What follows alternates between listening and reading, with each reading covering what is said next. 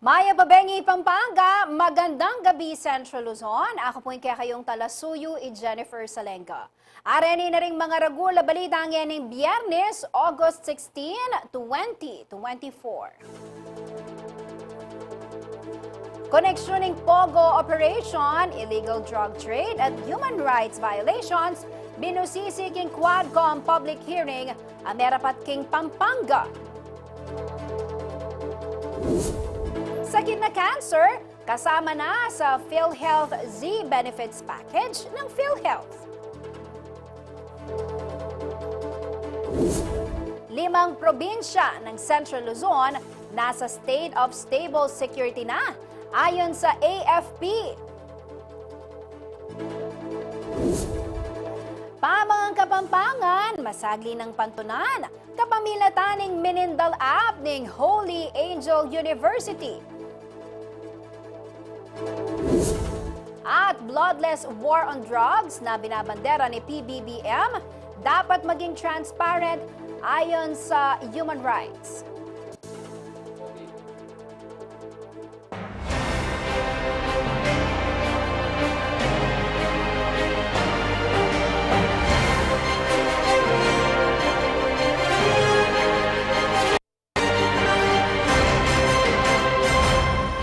Nakaramdam kami ng hirap. Dala ng tubig na maiinom. Ngunit ang mga senyales na lang mas marakal. Biyaliwang aktibidad. Nakabalen, mga karehiyon at Gana ning pandemya,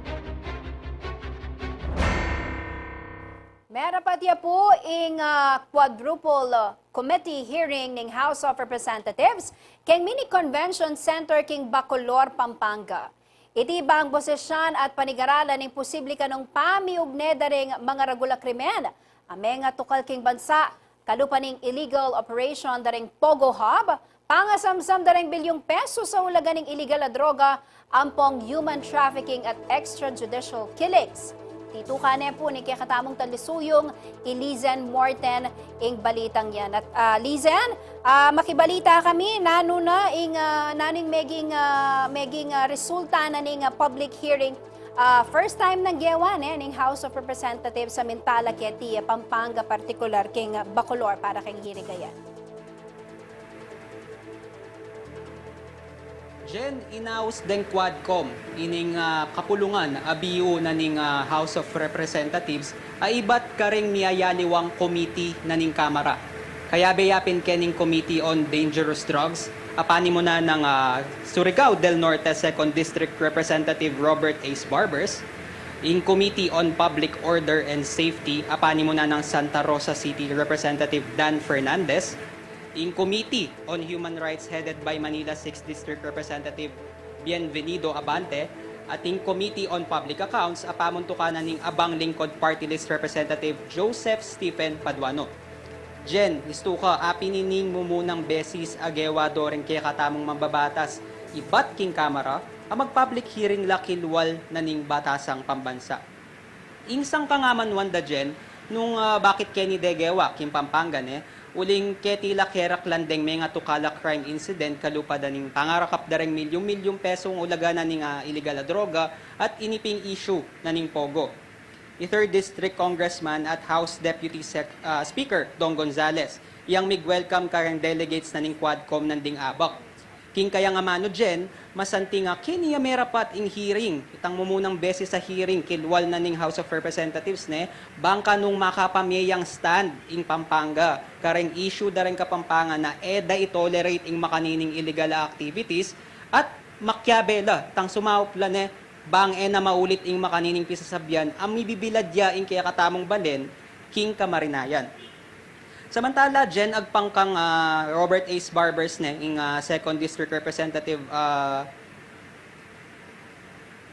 naning Lanao del Norte, ing Surigao danger del Norte. BUD ining Quadcom may ni banta detang apat na kumiting abanggit ko nandin uling detang topic sa pisasabihan ka rin apin dending pogo ining drugs ining EJK ampoy nga human rights violation mi pag-overlap la at miyabela naman kini retang krimen detang human rights violation memilyari anyang administrasyon ng dating Presidente Rodrigo Duterte. May nga tukal ngayon imo king administrasyon ng kasalukuyang liderato ng Presidente Ferdinand Marcos Jr. At tatanda ng tamo dyan, may radio ining Pogo, King Porac, Pampanga. Kapilan mo, ining milabas sa banwana ning Unyo at bilyong peso sa ulagada ring illegal na droga naman ing mesabat karen pulis kening Syudad Mabalacat, Ampong, Mexico. Chen? Listen, iniing mo munang pamikatagon pero we heard lalo na kareng makatukunan king Bacolor na may cause yung traffic uling dengaliwa, syempre, aware na ating public hearing marapat king convention center na ning Bacolor. Kumusta maging traffic flow at katukinan nini, syempre, this is the first time. Overall, kumusta naman ing maging public hearing? Masalese ba na may daos ing public hearing ayan, Lizen? Yes, Jen. Itamupin, bukod karetang bahagyang technical difficulty, amilyari nanding upisa, siguro pin uling ninida pagewa, ining makanining linwala, rin kaya katamong mambabatas, bang makapag-hearing nila. Dakal mo naman absent Jen, karetang karelang kain, karetang kinpengong biradang resource speaker. May nilyari, may nga dinan lang show cause order deni, migit lang metong dosena Jen, nung atatandanan ko, at kaya Bella Kenny, Alberto Rodolfo de la Serna, lulwala assistant ng dating spokesperson, Harry Roque, may tatayid kening issue na ning Pogo. Netong mo naman ni De La Sir na kareng atalaya naman ng suspended Mayor Alice Guo, alaya rin keni nandining kapalit ng Mayor, acting Banban Mayor Erano Timbang, at then incorporators mo naman ng Baufulan Corporation, ampong aliwapa, ela din tang keni, anya, mi sabyan mo ketang topic na ning Pogo so far is in jurisdiction na ning PAGCOR, kening pamagpalakad Pogo, kening kaya katamong bansa.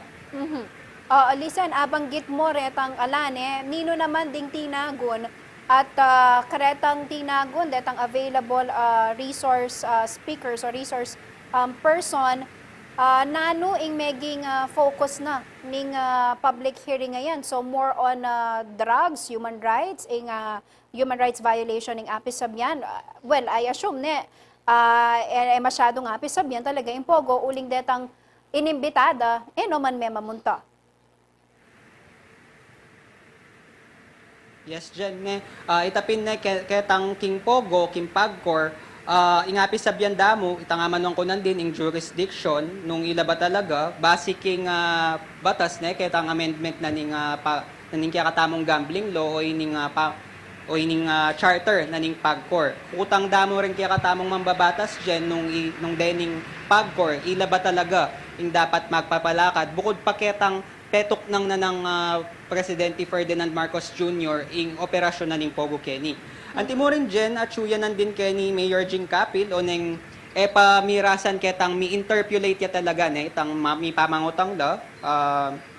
Pero mapila na miyembro na ning kapulisan, may interview la, metong mengutang karela i-act teachers party list Franz Castro, may ngakutang la kareng human rights violation, particular, karang kay babaynan.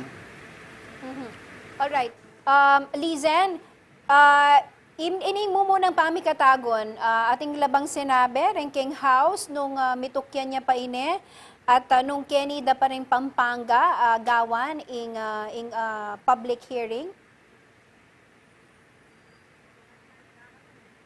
Yes, so far Jen, king edda pa sinabi nung Kenny de ulit gawan king Pampanga, pero what is certain is isundude itang ipalwaldal na rin public hearing kaluban na ning Quadcom committee ngay ni kinkilwal na ning Congress. Pero interview tayo nandin Bacolor Mayor Eduardo D. Mandato at sinabi na nung kapilan nung kapilan naman gamitan daring kaya katamong babatas ing Balen Bacolor bakan tamidinan ng siwala ing ganaganang isyu nga rin panela mong maging welcome Kenny.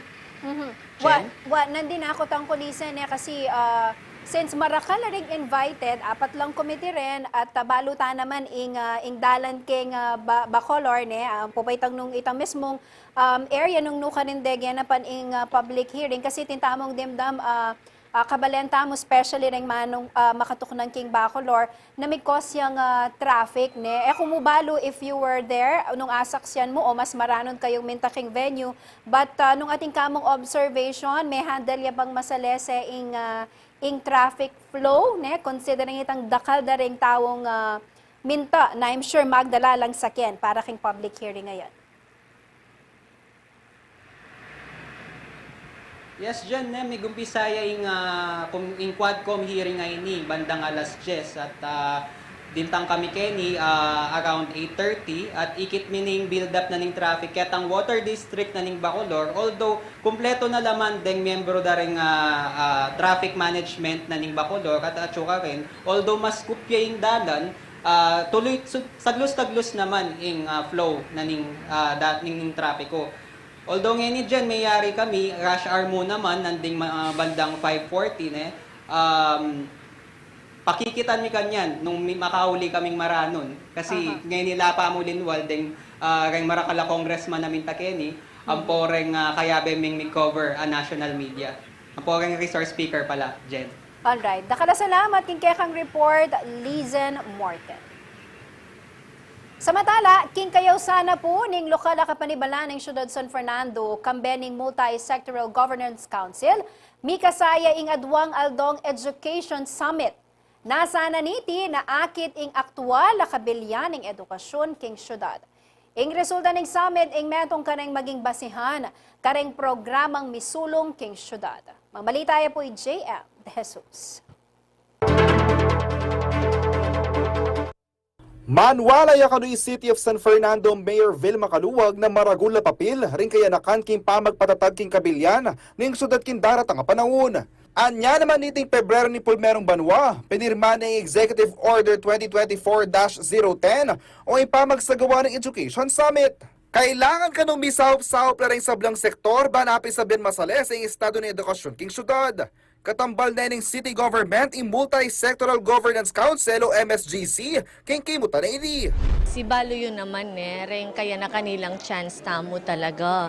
Anya, bakan ta to learn more at bakan ta manikwata mo naman guidance ka rin biyasa.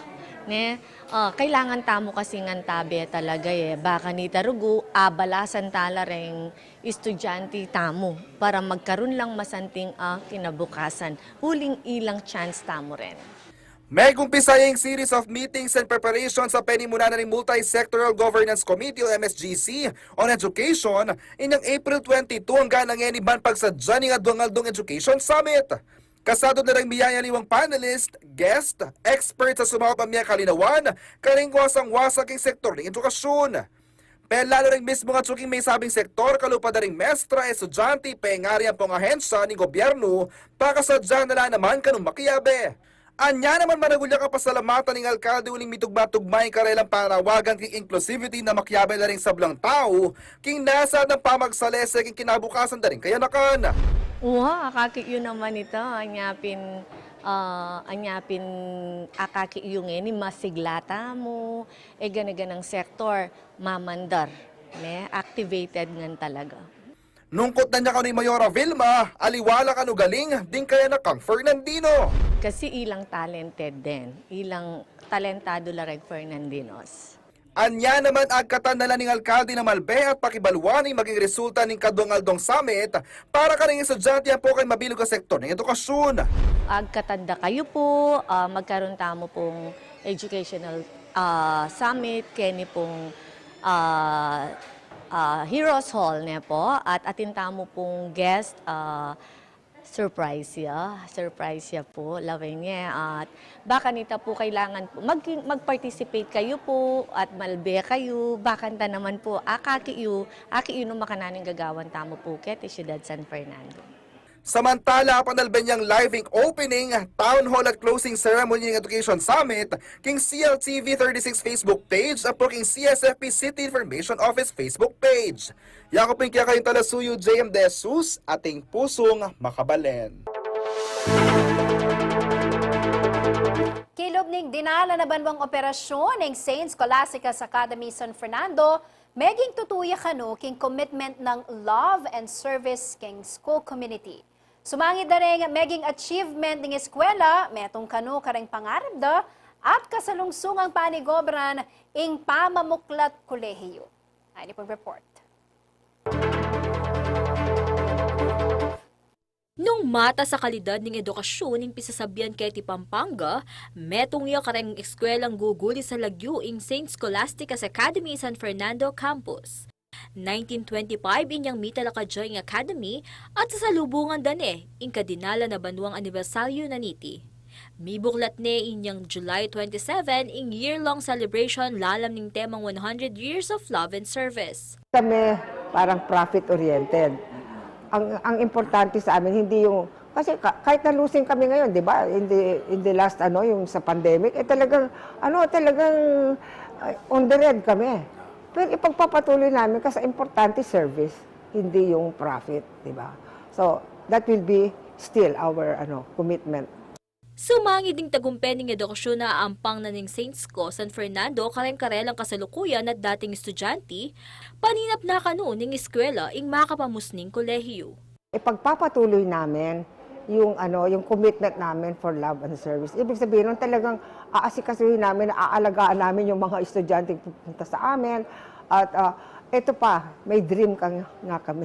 May dream kami na saan makapag-umpisa kami ng college department. Kasi right now hanggang high school lang. Pero depende yon kasi we have to have some kind of feasibility study kung pwede. Kaya yun ang isang dream namin for the next 100 years. Bistaman balod da kanong magastos at basta-basta ing Mika College Department, lalawin de kareng option sing maging satellite campus na la ning St. Sco Manila. Ang gusto kong mangyari sana, if St. Sco Manila will put up parang muna yung satellite school, satellite campus ang tawag doon.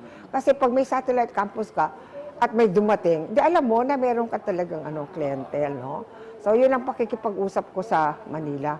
Kung pwedeng gawin mo ng satellite campus. And then, from there, pwede na kaming mag-apply for Riangka. At kung meron na kaming college department, pwede naman kaming mag-consortium sa Angeles University, sa Holy Angels. Kaya ba karing aktibidad at taga ng panagkat ni eskwela deng lecture sa panimunan dareng kilalang personalidad a graduate karing miyayalwang sangyan ng St. Sco. Kalupa dari dating Senator Leila de Lima, incumbent Senator Rizzo Hontiveros at Christian Esguerra. This August, meron kami palang centennial lecture series. Akong una, August 20, and I will talk about education for justice and social transformation. Ang susunod si Christian Esguerra sa naman yung September. It's all about yung situation ng Pilipinas. Ang susunod din si Leila de Lima, yung weaponizing the law and her life as an example kung paano. Tapos si Rizzo Hontiveros sa March, empowerment of women, yung ganon. So yun ang isang feature. Ako po yung kaya kayong talasuyo, Danica Gino, ating pusong makabalen. Kayo po mama ko, magbalik kaing balen at balita.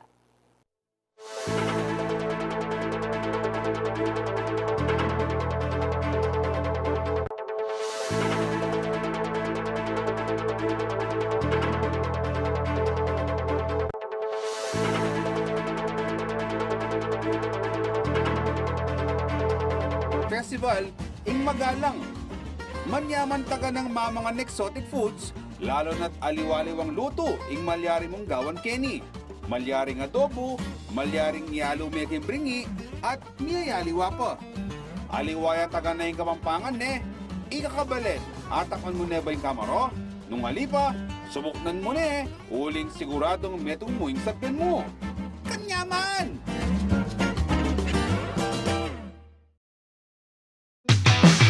Imagine mo lang nakasama mo ang tropa at sobrang saya lang ng bonding nyo. Yun ang trip namin sa Youth Voice Matters. No filter here. We're diving deep into all the juicy topics without holding back. Sa amin, walang edit-edit. Lahat ng pinag-uusapan, diretso lang. Kaya sama na sa amin mag-chill at mag-sharing session sa YV Matter tuwing Sabado, alas 5:30 ng hapon dito lamang sa CLTV 36. Pusong makabalen. Ngening kauran, makasadya nakakabalen. Paga na kamila kay kayureng dapat gawan, bayo iya datangin bagyuking kay kayong lugal. Kareng ortenano, umpisan nyo nang mamupul karen kay kayong tanam. Kareng manasan, ikabit la rin kay kayong bangkaking ligtas sa lugal.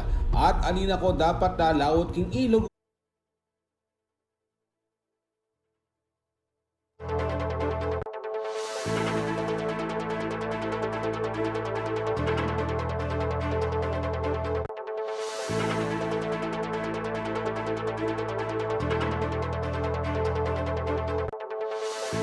Makatuto kayo pa rin king Balen at Balita. Higit na pinalawak ng Philippine Health Insurance o PhilHealth ang mga benepisyo para sa mga miyembro nito. Kasama na sa Z-Benefits Package ang iba't ibang klase ng sakit na cancer. Ang karagdagang detalye sa report ni Arlene Salonga. May malaking pag-asa ng makapagpagamot ang mga Pilipinong may malalang karamdaman. Ito ang ibinida ng Philippine Health Insurance Corporation o PhilHealth sa mga taga-Central Luzon sa isinagawang Z-Benefits Summit nitong Lunes, August 12 sa Brenzigiao Convention Center. Ayon kay Dr. Mel Santillan, Senior Manager ng Benefits Development and Research Department ng PhilHealth, kung nooy ang mga komplikadong medical procedure gaya ng kidney transplant lamang ang may pinakamalaking alokasyon, ngayon ay extended na ito hanggang sa mga kababayan nating may pinakikitunguhan na cancer. Possible po talaga yung Z-Benefits, no?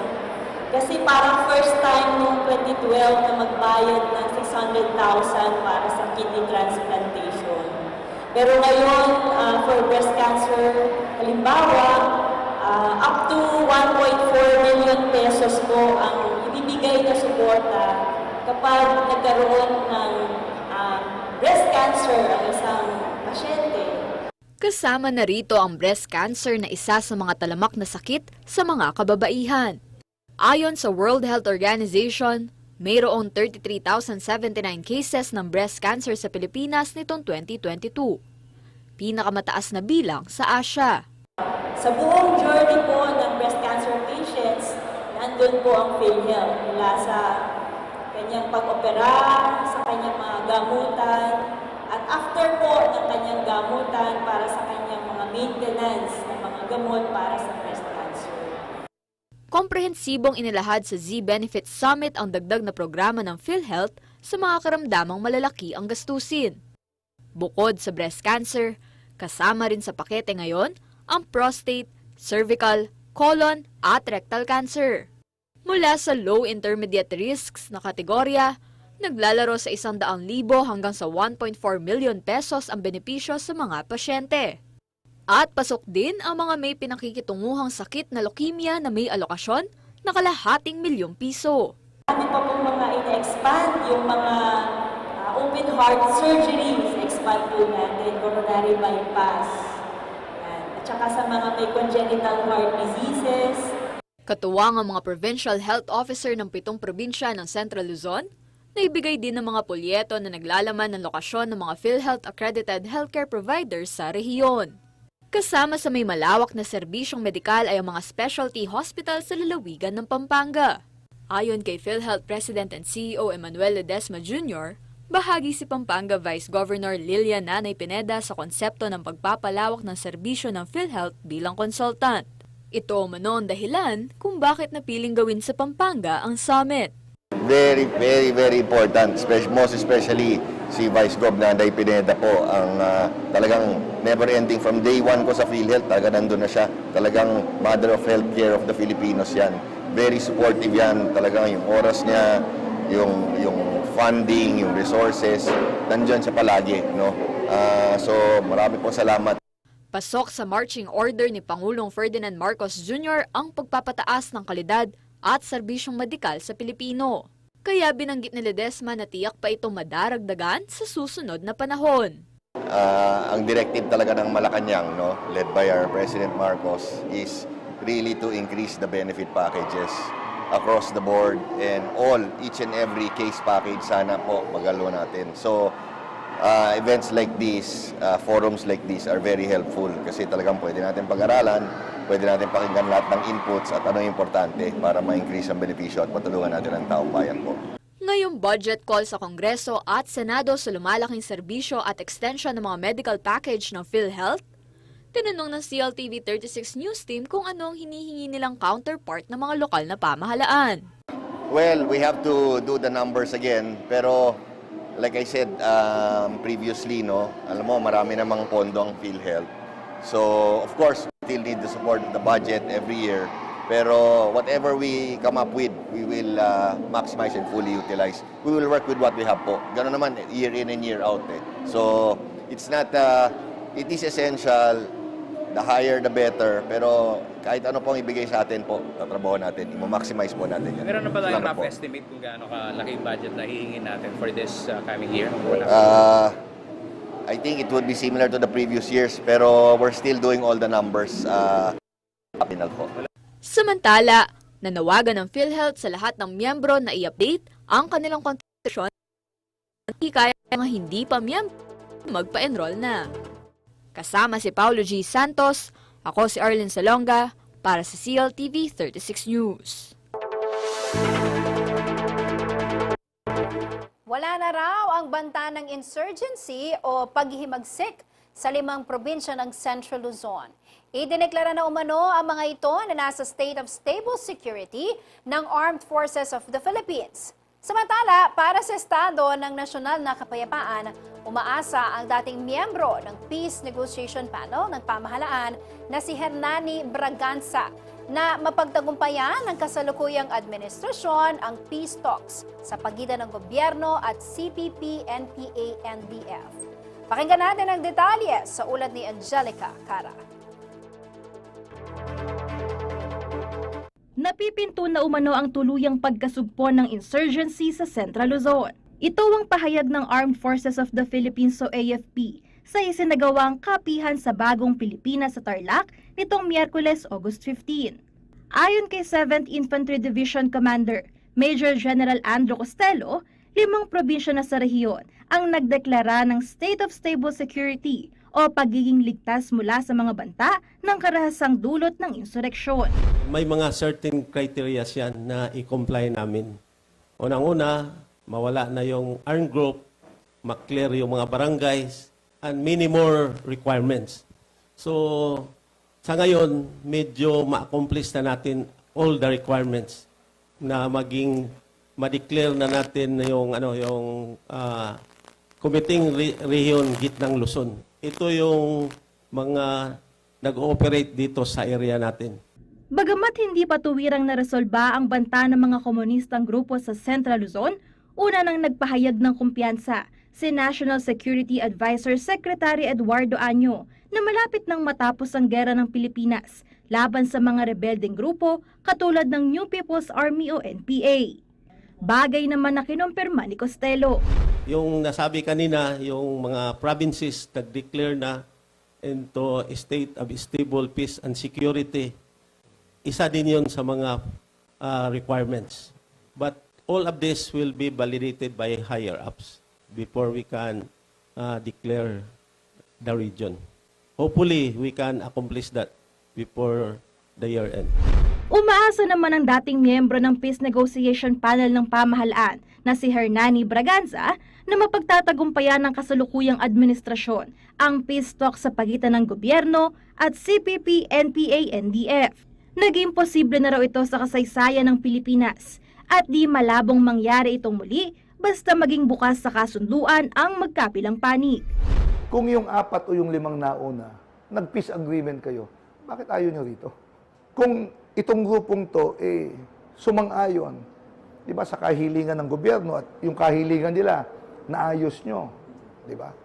Hangad ni Braganza na mapagkasundoan na ang kasalukuyang peace talk sa lalong madaling panahon upang maituon ng pamahalaan ng pansin nito sa iba pang isyu na nangangailangan ng kagyat na atensyon.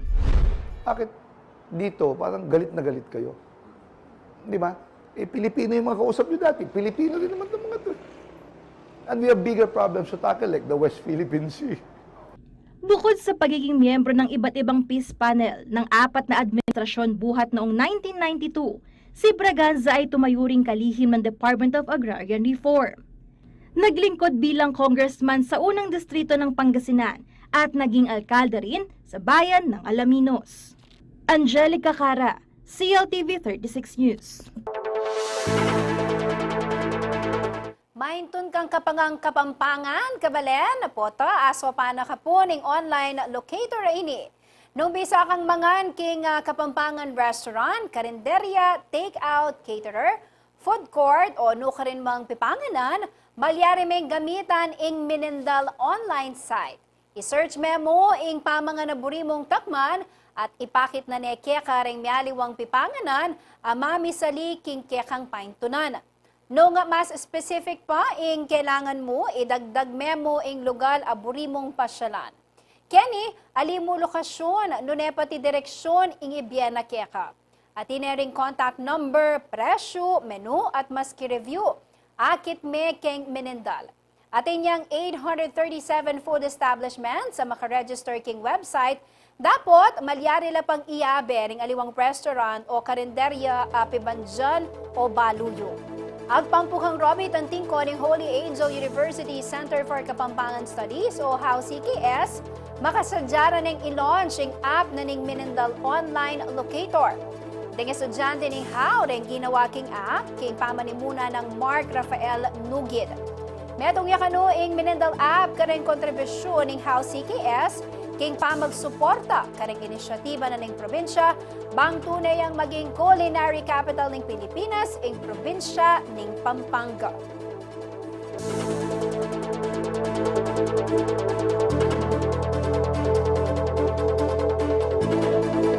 Kay pumamo ko, magbalik ka ing balen at balita.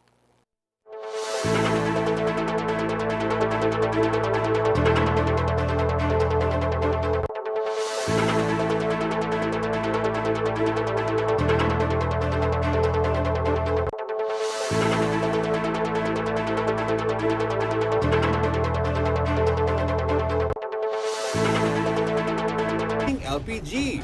Nung lumikas kayo, dalayo lareng importanteng dokumento batang aywasan ng pangasira dareni king albog. Manatili pa mo rin king kilop ng bale ang kaking mayari ing bagyo.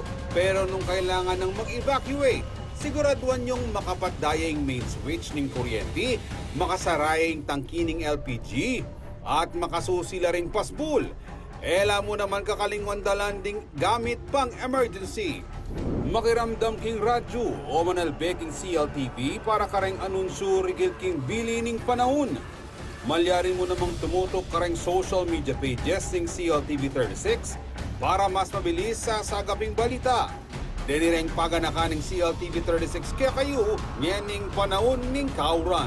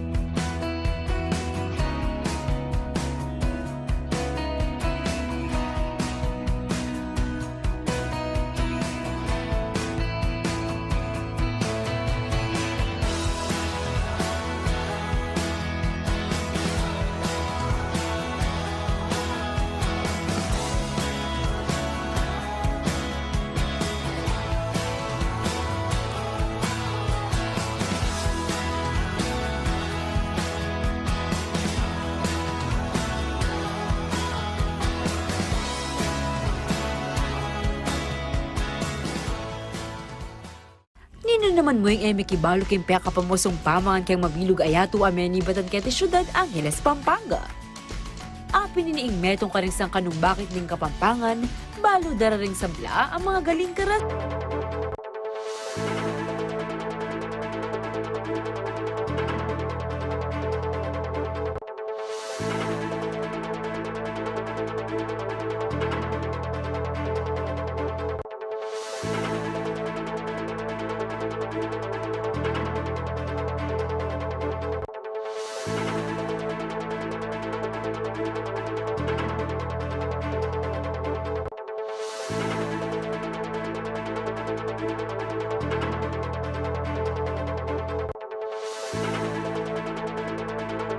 Makatuto kayo pa rin king Balan at Balita.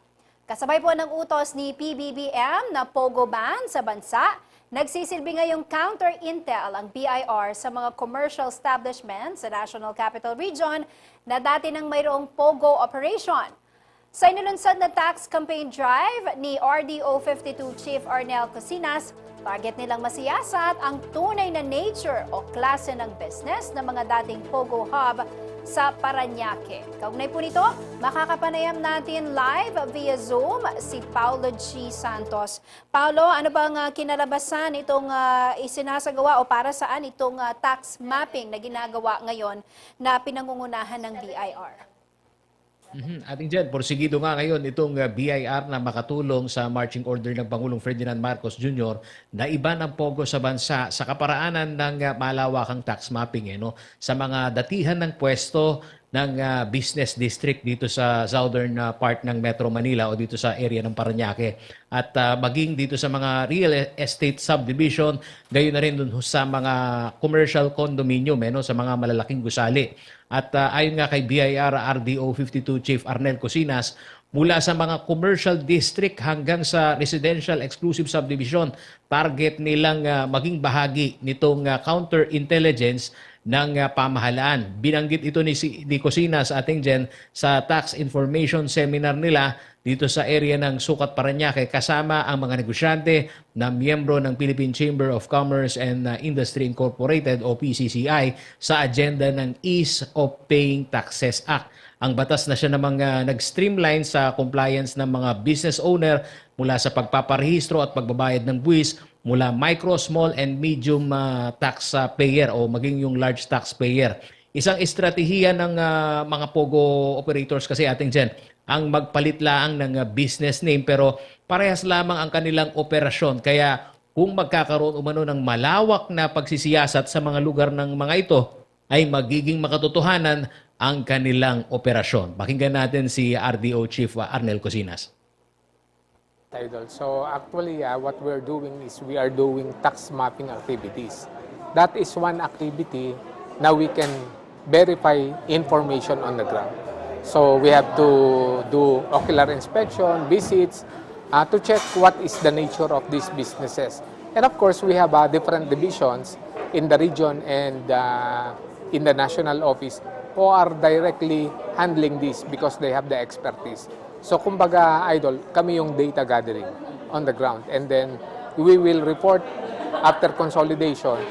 And for the purpose of following registration requirements sa mga taxpayers, kung ano yung negosyo talaga nila, i-reflect talaga nila yung actual nature ng business.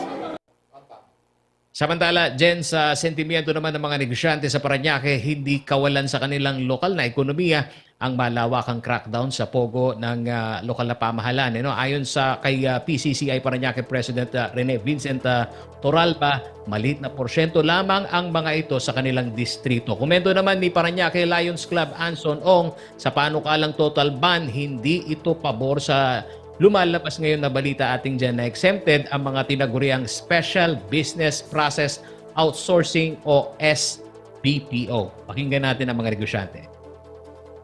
I think removing the POGOs is actually it's a win-win para sa atin Kasi even our past mayor, si Kuya Edwin, na-mention din niya na hindi naman din ganun kalaki yung kinikita natin sa mga POGO dito sa Parañaque. Kasi they're covered under PAGCOR. So marami silang mga incentives, marami silang benefits na nakukuha, which does not really lead to that much revenue generated for the local government. Call center, sa susunod yung mga kabataan natin ngayon, all are going to call center, all are going online selling, lahat nandun na yan eh. Ang problema lang natin, yun iba, pumasok sa gambling. Kumbaga, naging Pogo, dapat yung Pogo overseas gaming, ang gagawin niya na overseas seller. Di ba? Huwag naman yung gambling ang gagawin. Tayo, mga negosente po tayo eh, di ba? Kailangan isosell natin mga produkto natin po dito. Huwag naman gambling. Against po tayo sa gambling.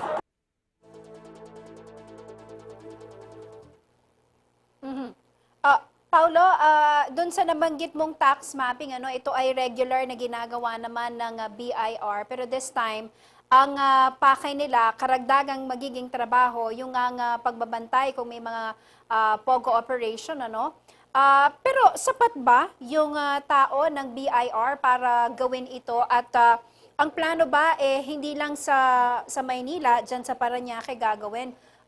Will there also be an effort, lalo na dito sa Pampanga, kung saan nakita yung dalawa at isa nga sa itinuturing na Mega Pogo Hub, yung nakita sa Porac, Pampanga. Paulo. Ating dyan, interagency effort ito at base sa mandato nitong BIR na kaya nilang buksan yung libro nitong mga existing na business, talagang malaking tulong daw ito sa administrasyon dito sa malawakang crackdown. Pero dito sa usapin nga ating dyan na nagiging estratehiya nitong mga POGO operators, nga lamang ating dyan, kung minsan dyan nagtatago dun sa tinatawag nilang classification ng kanilang trabaho na ang nature naman sa BPO industry. So isang malaking hamon ito ating dyan dahil kamakailan lamang dito sa budget call na kung saan humarap ang pag-co-chair na si Chairman Altenco, na pag-uusapan na yung exemption dito sa mga tinatawag nilang SBPOs. Kasi ito yung namang mga counterpart ng POGO na yung communication o parang call center agent ang dating ating dyan. Kasi sa usapin nitong mga apektadong manggagawa, nasa 10,000 daw ang apektado dito at kung sakaling under negotiation pa to ating dyan kung mahihintulutan na sila ma-exempt dito sa POGO ban. Pero ang mandato ngayon ng BIR ating dyan talagang makatuwang dun sa intelligence nitong gobyerno na ang pinaka-lead agency dito talaga ay ang PAGCOR, ngunit tumutulong ng malaki ating dyan itong BIR, gayon na rin itong PAO. Alright, maraming salamat sa iyong report, Paulo G. Santos. Kung tatama po ka rin aliwa pang balita, pagmasusyanin ng RW 95.1 FM, in karelang ka-20 anibersaryo ngeni pong banwa. Kaugnay pa si Bayo ang bilansad, in karelang aktibidad ay naus ng anibersarya sa barangay, nangeni pong kanam abanwada ng gagawan. Mag-umpisa ang August 17 ang gayang September 14. King kabilugan 5 barangay ding puntalanan ng radio station. Metong alugal balang Aldo ning Sabado. King 6th edition ng anibersaya sa barangay ding may piling benepisyaryo ing barangay San Ildefonso King Magalang, Santa Maria King Menalin, barangay Pulong Kakutod King Angeles City, San Agustin King San Fernando at metong a barangay King Bacolor. At sukano King 500 to 1,000 attendees ingasandang tumagon kareng balang aktibidad. Ketyating games, raffle, 10 miyaliwang papremyo. Asahan lang naman datang ding anibersaya o King anibersaya sa barangay ding popular personalities ding RW 95.1 FM, Adina Peripangan, Albert Lacanlale, Boy Santiago, DJ Tyra, DJ Alex, DJ Kian at ding aliwapang bubuo King Estasyon. Samantala, kaya ba ka ng meging tagumpe ng istasyon king mga labasang banwa ing pang best FM radio station in the Philippines inyang 2007. Multiple recognition bilang best provincial FM station ng kapisanan ng mga broadcaster ng Pilipinas o KBP at aliwapang parangal iba't karing award-giving bodies king rehiyon at bansa. Official media partner na naman ng aktibidad ang CLTV 36 at Sunstar Pampanga. Yung radyo puwari, usually pakiramdaman tayo mo po yan So, Umisip kami po way back in 2017, okay? Kanta po mag-start na sagli, o tata mo gawang event, nung ka rin ikatamo yung lumapit, Yes. rin kaya katamo pong talapakiramdam. Mumunang konsiderasyon mi po, retang kaya katamo pong LGUs na very much willing to support, uling marakal po coordination yung kailangan mi pong gawan. Anya, rin kaya katamo pong public officials, patse willing lang pong suporta, manawa tayo pong adala ng anibersaya. Hindi kayo pong barangay.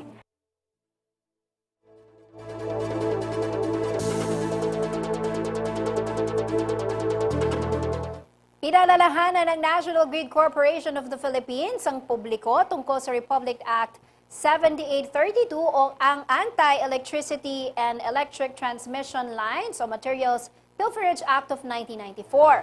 Nakasaad dito na ipinagbabawal ang pagnanakaw, pagbebenta at pagbili ng anumang bahagi ng tore o linya ng kuryente.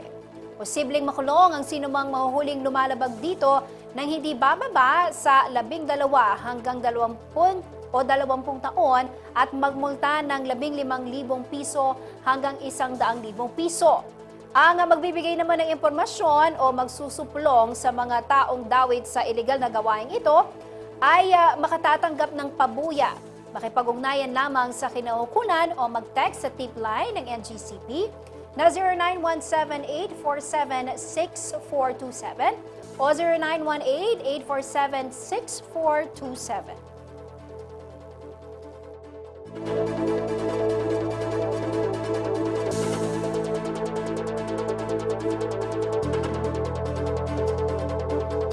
Samantala, nuka rin niya menibatan, ing lagyuning kaya kayong lugar, kabalen, Kempong Santa Ana, bayula pa mi palagyuan santo ng kanilang barangay at inalang minunang lagyu deti, iba't kareng miyayalawang tanaman. Inya pa ni Gobra ng Culture and Heritage Group, Casa Apo, na pasibayo lang mitanam ding ausandang heirloom plants. Ding Barangay Areti, apin ing Barangay San Jose, na dating Katmon, Barangay San Pedro, ausandang Kalumpang, at ing Barangay San Bartolome, na kanita Lagyuna, Patayom. Kaugdan na niti, may kasaya pong tayong planting activity ing Casa Apo, katambal ing Barangay Council ning San Bartolome. King kasalungsungan kasi alaya po kanong bitasang tanaman at tayom king karelang lugar. May dalala namang halimbawa ning tayom king programang Nanupata. Ano nga no karin ding bini, menibatan la pa kano king DOST Abra, uling keti na lamo taga na patobwan deti.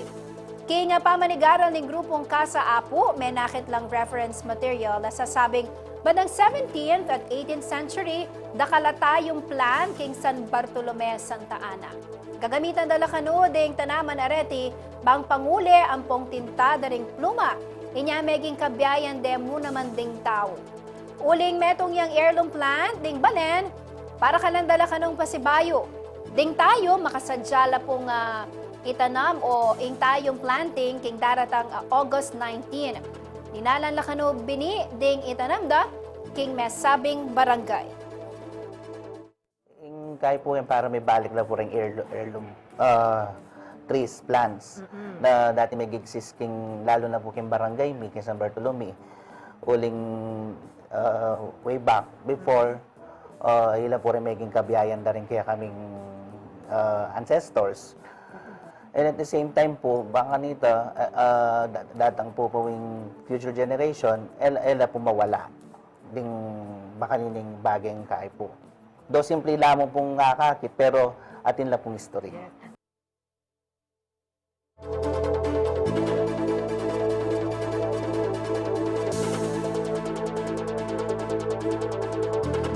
Sa iba pa balita, inanunsyo ni Pangulong Ferdinand Marcos Jr. sa kanyang SONA na hindi naging marahasang war on drugs ng kanyang administrasyon.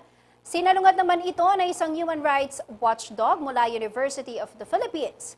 May panawagan din si Atty. Chel Jokno, isang human rights advocate sa pamahalaan, upang masiguro ang umano'y bloodless na kampanya kontra droga. Narito ang report ni Arlit Salonga.